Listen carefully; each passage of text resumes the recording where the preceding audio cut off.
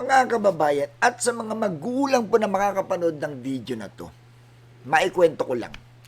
Kaya pong tiisin ng bata ang pagod sa pag-aaral.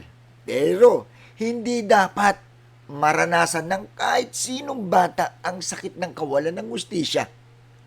Sa araw ng kanyang graduation, habang ang ibang bata ay masayang tumatanggap ng medalya. Si Maureen po, 11 years old, grade 6 with honors.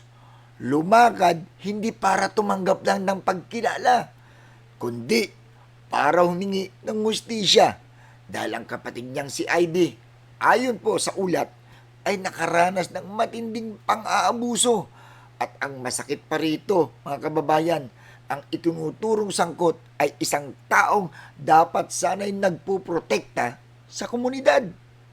Isang batang dapat masaya, pero ang dala sa puso ay kirot, takot at panawagan. Kung ikaw ang magulang, siguradong madudurog ang puso mo rito.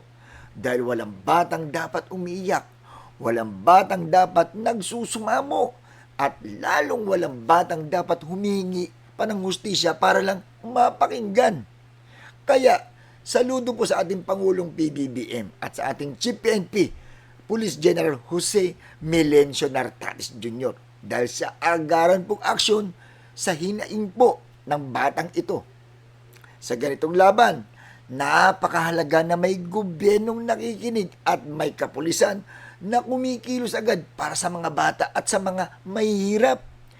Hindi po medalya ang unang ipinaglaban ni Maureen, kundi dangal, proteksyon at hustisya para sa kanyang pamilya.